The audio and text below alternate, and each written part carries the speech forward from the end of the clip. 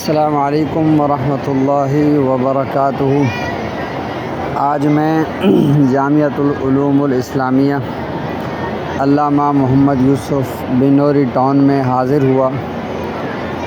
میں ایک فرق بتانا چاہتا ہوں مدارس کے اندر اور مدارس کے ماحول کے اندر، یہاں کا اسٹاف، پڑھنے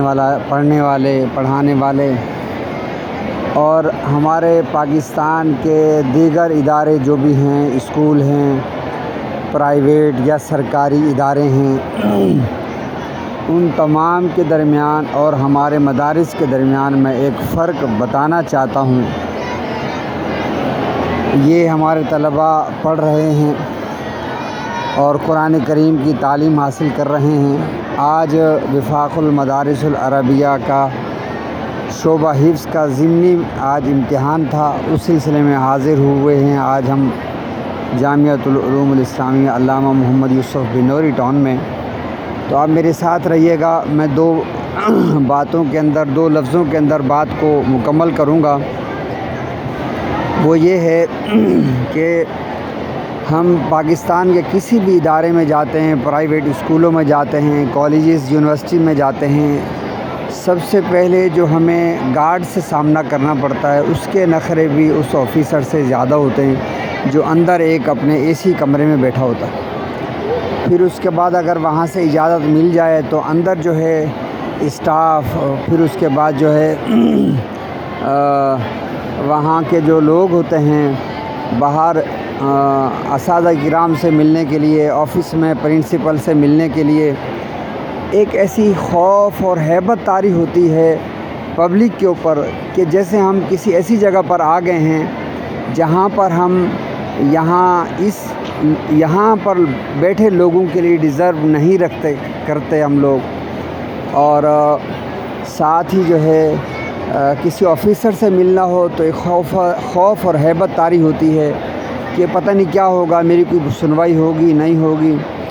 اور نہ بیٹھنے کی جگہ، نہ کوئی جو ہے وہ پبلک کا خیال، اور اگر کوئی کام پڑ بھی جائے تو سفارشات اور ساتھ ساتھ جو ہے کرپشن، ساتھ ساتھ جو ہے رشوت،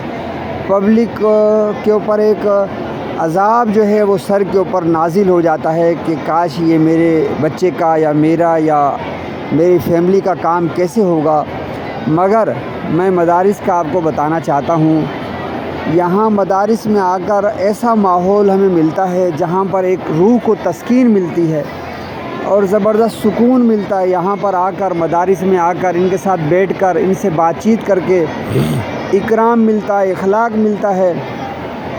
یہاں پر ایک روحانی سکون اور اپنا پن ملتا ہے۔ ایسی کیا وجہ ہے کہ ہمارے دیگر اداروں کے اندر ہماری سنوائی بھی نہیں ہوتی اور ہمارے اوپر خوف اور ہیبت طاری بھی ہوتی ہے، مگر مدارس اور مساجد کے اندر آ کر، ان کے سسٹم اور نظام کے اندر آ کر جو سکون میسر ہوتا ہے، جو سکون حاصل ہوتا ہے، آپ کوئی بھی بات کریں، آپ کو بٹھایا جاتا ہے، آپ کو پانی پیش کیا جاتا ہے، آپ کو پنکھا پیش کیا جاتا ہے، آپ کو چھت اور سائبان آپ کو پیش کیا جاتا ہے، مگر ہمارے پاکستان کے دیگر جتنے بھی ادارے ہیں وہاں پر پبلک کے لیے، عوام کے لیے اور جو غریب طبقہ ہے اس کے لیے کوئی سنوائی نہیں ہے،